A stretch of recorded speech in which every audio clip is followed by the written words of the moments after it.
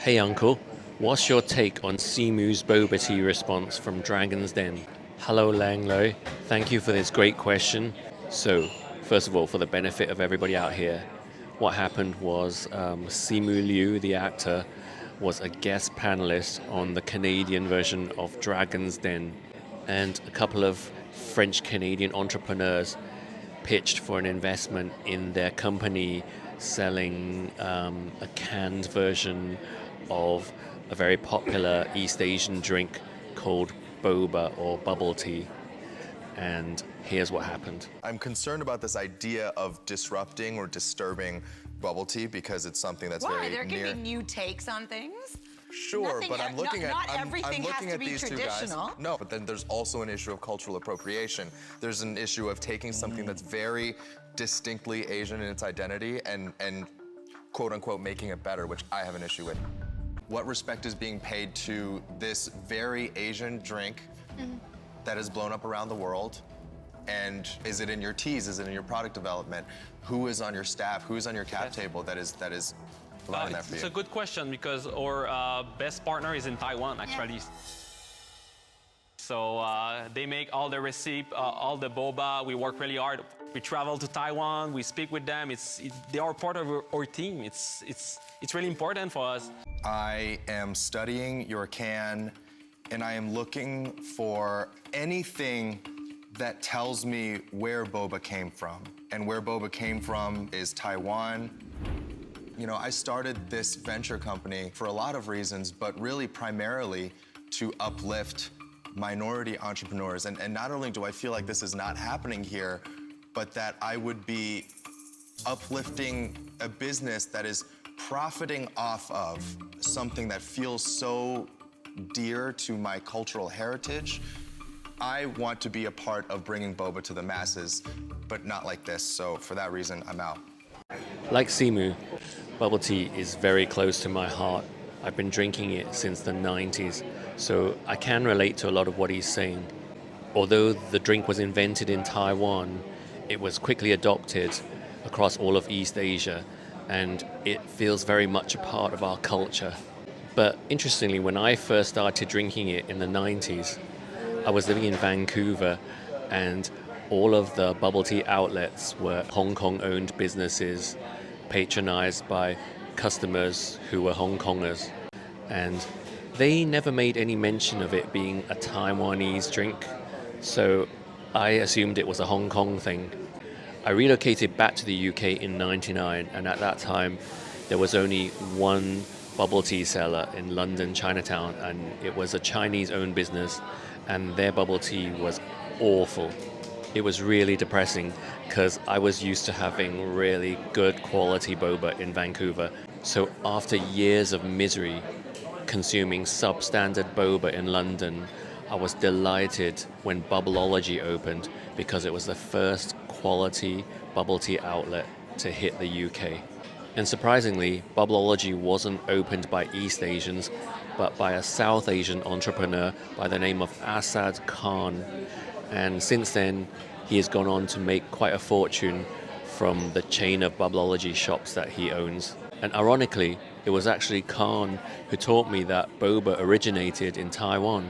I remember sitting in his first branch in Soho when it was newly opened, and I was sipping my boba in sheer ecstasy because it was the first good bubble tea I'd had in years. And I was looking at the blackboard where he'd written the history of bubble tea. And that's where I learned that it originated in Taiwan. Because prior to that, I thought it was from Hong Kong. Because, as I mentioned earlier, no Hong Kong owned bubble tea shop I'd ever frequented before in Vancouver, London, or Hong Kong for that matter credited Taiwan with the invention. So Khan very eloquently paid that respect to Taiwan, which Simu was talking about in his shops and online. Yet none of the Hong Kongers did. So were they culturally appropriating? Or can you only culturally appropriate if you're a different skin color from the people you're appropriating from? Is it about nationality or is it about skin tone? I'll leave that question with you. But since then, Over the last 20 years, bubble tea has really exploded all over the world. And London, just like most other international cities, is full of boba shops. In fact, I think we have more than Hong Kong now. And I don't know if we have more than Taipei, possibly. And most of them are Chinese owned. And my favorite is Meat Fresh, which I think is a Taiwanese company. And there are one or two, if not more, who make the bold claim of being Taiwan's #1 bubble tea brand. But the rest don't make any mention of Taiwan. And I think it's assumed that those who are interested will know that it's from Taiwan already, and those who don't know are not interested. And every now and then I come across a boba shop that is not East Asian. A lot of them are now being opened by Middle Eastern people, and I avoid those. I make a racist snap judgment that it's gonna suck because every time I've tried one, it wasn't very good. As someone who's been consuming boba for 30 years, I have very high standards, and a lot of us East Asians do. So when we see something that doesn't look very authentic, we avoid it. So when Simu talks about paying respect to Taiwan by showing on the packaging that they have collaborated with a Taiwanese partner, I would agree that that is a sensible thing for them to do, not because I think respect is due, because everybody knows now that boba's from Taiwan. It's more the fact that it kind of koshers their product and tells people like me that it's decent, because I look at it in a racist way. Yeah, if there's nothing Chinesey or Taiwanesey, if you will, about the packaging, I would just dismiss it right away as garbage.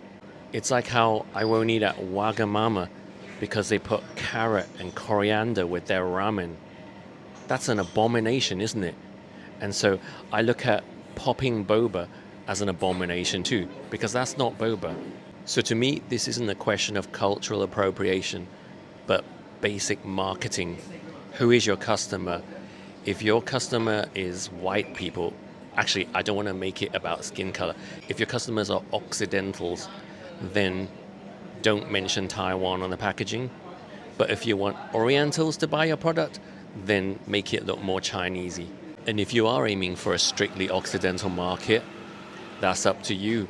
And if you make a fortune, then great, congratulations.